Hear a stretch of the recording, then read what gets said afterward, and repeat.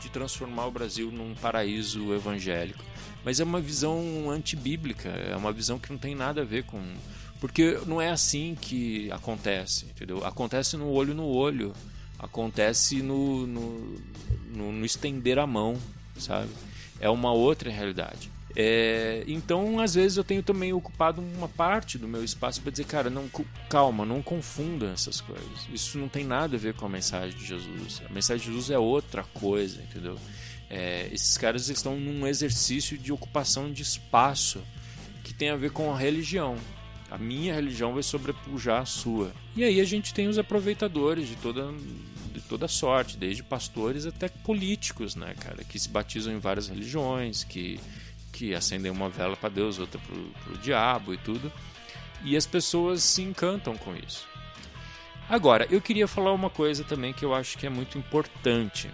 Boa parte dessa agenda conservadora, ela ganha força ao longo dos governos do PT, a meu ver, pela inabilidade de se propor uma discussão que não seja uma discussão de troca de modelo mental.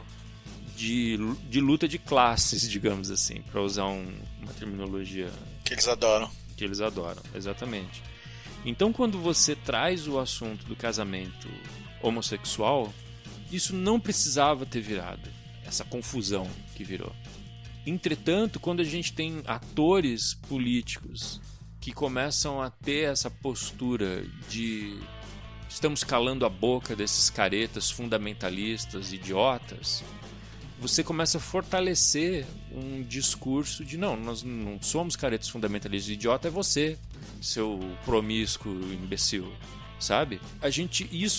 Isso eu critiquei muito. Tem textos ali nos livros, inclusive, no Nem Tudo é Música em especial, que fala, cara, essa discussão tá caminhando para um lado muito errado, entendeu?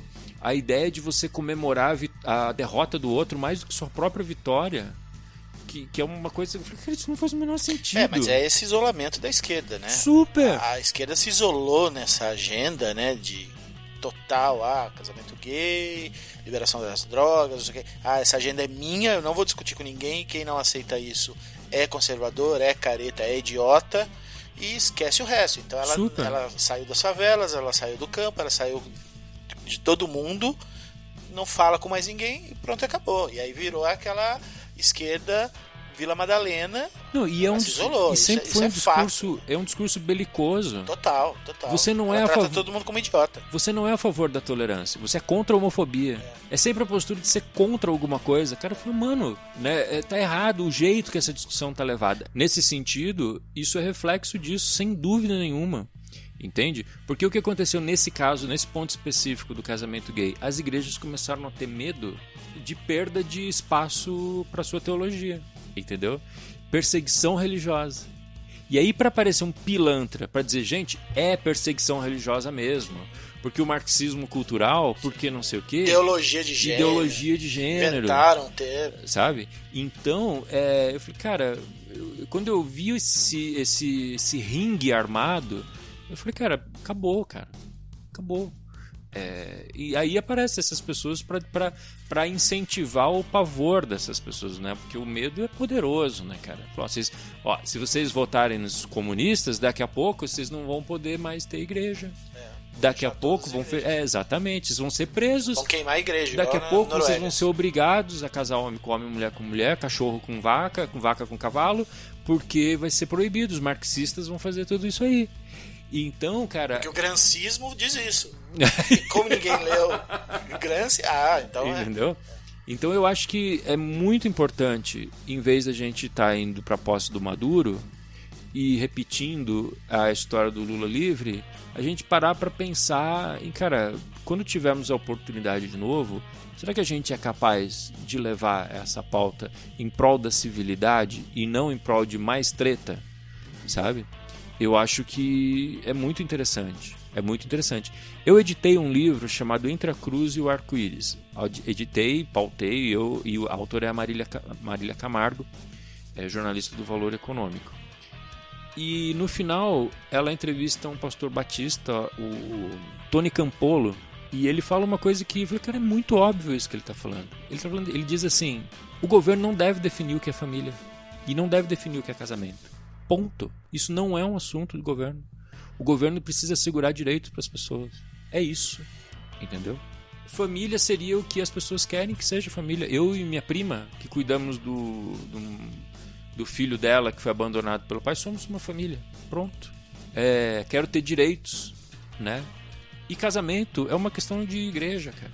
Né? Você pode ter união civil, você pode ter família. E eu falei, cara, isso é tão óbvio, só que isso não é belicoso, né? Isso não vai gerar o sangue que a gente quer que gere. E nesse sentido eu vejo uma similaridade enorme entre os discursos de direita e esquerda, porque o que eles querem é sangue, né, cara? Eles não querem chegar num consenso. Então eu lamento muito por isso, sabe? Lamento muito. E do outro lado, você também é muito criticado? Você também sofre muita pressão da sua comunidade pelo seu posicionamento político? Cara, eu faço parte de uma igreja que é muito aberta ao diálogo, é muito aberta ao trânsito de ideias. Né? Mesmo o corpo pastoral, tem gente com inclinação visivelmente mais para a direita, outros visivelmente mais para a esquerda, mas o trânsito de ideias é uma coisa importante. Mas as pessoas não são assim. E nas redes eu vejo que de vez em quando você toma umas bordoadas. Eu fiquei... Teve um caso em específico, e talvez seja desse que você está se referindo, de uma pessoa que foi muito agressiva comigo num desses posts que eu estava falando sobre imprensa, né? E era esse assunto de que o Bolsonaro estava ameaçando os jornais que pensassem diferentes dele. E um cara que eu conheço a família e tal, num rompante ali, ele chegou a dizer assim, não, tomara que você perca o emprego, sabe? O teu emprego e tal. E aí eu falei, cara, eu fui lá falar com ele, sabe? Eu falei, cara, posso te dar um abraço, cara? Eu não queria que te despertar esse... Desarma o cara. Não, mas não foi nem nesse sentido, assim, de que, porque visivelmente ele perdeu... Eu não acho que ele pense isso, sabe? Mas aí eu falei, puta, cara, como as redes sociais são horríveis, sabe? Como elas exacerbam o pior que tem na gente, sabe? Eu não acho que se ele pudesse pensar mais alguns segundos ele teria dito aquilo. Mas é assim, cara, é aquele formato. Então foi um caso que eu fui lá e falei com ele. Eu falei, cara, o assunto ali nem era direita e esquerda, nem nada disso. Eu estava tratando de imprensa e tenho tentado me manter nesse assunto porque de comunicação, de imprensa, de jornalismo, eu entendo. E para mim está muito claro motivos razoáveis que levaram pessoas a votar no Bolsonaro. Eu falei, cara, o que está acontecendo, cara? É muito louco isso. Por outro lado, eu acho que em comunidades sadias a convivência entre os diferentes é promovida, né? A beleza do cristianismo é a ideia de que você vem como você está. A ideia de que Deus te chama apesar de ser quem você é, né? Então, a ideia de que você esteja num lugar cheio de pessoas com maus hábitos, com inclinações reprováveis, é muito natural para mim. Como eu tenho inclinações reprováveis, como eu estou em luta contra os meus vícios e as minhas ideias ruins. Mas, então não me impressiona muito. O que me impressionou muito é assim, amizades desfeitas por conta dessa abstração que é a política, né? As pessoas transferindo um comportamento religioso para direita e esquerda, sem saber direito o que é direita e esquerda, sabe? Não, porque o PT é comunista e o comunismo é contra a Bíblia. E o nazismo é de esquerda. Eu falei, cara, por que o PT é comunista, cara? Isso nunca tinha passado pela minha cabeça desde o Collor, né? Mas assim, então eu via isso, assim, de pessoas que não tinham esse mesmo calor pela mensagem de Jesus Cristo que elas têm pela direita e esquerda. Isso para mim é uma coisa muito impressionante, muito impressionante. Mas assim, da minha parte, eu acho que eu vejo com naturalidade esse trânsito de ideias, e eu não acho que o cristianismo seja necessariamente de direita. Tem uma passagem que eu acho que é exemplar, que é muito famosa, não vou ler literalmente aqui, mas se alguém quiser procurar depois na sua própria Bíblia, que é aquela em que Jesus explica como seria o reino de Deus a partir de um dono de uma propriedade que contrata trabalhadores várias vezes durante o dia para um expediente de trabalho. Ele contrata um às 8 da manhã, depois ele contrata outros às 10 da manhã, depois ao meio-dia, às 2, às 3, às 6. Quando chega no final do expediente, ele dá o valor igual para todo mundo. Eu acho isso tão incrível, cara, porque você não pode dizer que o trabalhador, que o dono dessa propriedade foi assistencialista.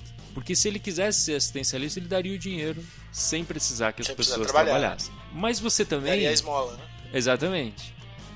Por outro lado, ele deu igual para todo mundo. Ou seja, é uma leitura de que há uma dignidade mínima do trabalhador. E que a meritocracia é super relativizada. O cara que trabalhou 1 hora ganhou o mesmo que o cara que trabalhou 10. Já falava de renda mínima, já era super moderno. É renda mínima, isso. Ele já tinha noção de que todos precisam da mesma quantidade para sobreviver. Exatamente. Então, assim, eu acho incrível essa passagem porque ela contraria as pessoas que querem olhar para o próprio evangelho com os olhos da direita. Não, se fosse direita, ele ia pagar meritocraticamente. Trabalhou mais, merece mais. Exatamente. Como contraria aqueles que olham com o olhar da esquerda. Entendeu? Tipo, não, ele não fez Bolsa Família. Ele chamou os caras para trabalhar e deu oportunidade de trabalho para que eles ganhassem. Eu acho lindo isso aí, cara. Eu acho lindo e é a postura que eu tenho. Voltando ao comecinho do podcast, é isso. Não jamais vou me definir como uma pessoa de esquerda, embora acho que em vários assuntos eu me assemelhe mais à esquerda, especialmente nos que tangem a questão social, e também jamais me definiria como uma pessoa de direita, apesar de ocasionalmente ver virtudes em vários pontos do que se convencionou chamar de direita. Por outro lado, também torço para esse governo dar certo, torço para que o Bolsonaro chegue até o fim desses 4 anos. Acho que há virtudes nessa troca de poderes. Acho sim que muitas das engrenagens dos governos social-democratas já estavam viciadas, sabe? Acho que há benefícios nessa ideia um tanto quanto tresloucada de trocar todo mundo e botar um monte de gente que mal sabe o que fazer lá dentro. Mas também quero ter o direito ao olhar crítico, especialmente num governo que tem... Acho que nem chamaria mais de governo, eu chamaria de geração, porque o Dória está fazendo isso em São Paulo também. Ele fez isso com o Guri, um governo que lança ideias para ouvir a repercussão nas redes sociais e depois voltar atrás. O Dória fez exatamente a mesma coisa com o projeto Guri. O Bolsonaro e seus ministros fazem isso todo dia. Então, eles esperam que a gente repercuta. Então, na medida da minha saúde pessoal, também não quero ficar com uma úlcera por causa disso, eu acho que é isso aí que o podcast está fazendo, que as pessoas estão fazendo, que é olhar com um olhar crítico. Cara. Exatamente. Bom, pra gente terminar, uma outra pergunta, provocação. Quem que vence essa guerra? O bom jornalismo vai sobreviver a esse governo? Ou esse governo vai sobreviver ao bom jornalismo? Eu acho que o bom jornalismo continua tão necessário quanto sempre foi. Mas eu acho que, por outro lado, o bom jornalismo ele vai ser cada vez menos frequente por uma questão de recursos. Entretanto, eu também acho que o mau caratismo vai continuar sobrevivendo. Porque, especialmente numa era em que as pessoas querem sangue, né, cara? Entende? Especialmente numa era em que as pessoas não estão muito preocupadas se aquilo é verdade ou mentira. Na verdade, o que eu acho é que a gente vai medir essa guerra pelos frutos que ela vai gerar. Eu tenho certeza de que se daqui a 1 ano o emprego voltar, a economia ficar pujante, né, todo esse negócio com Israel florescer e com os Estados Unidos, né, a tendência é que as pessoas relevem as loucuras da Damares, do próprio Bolsonaro, sabe? Aí as pessoas vão falar assim, não, apesar de ser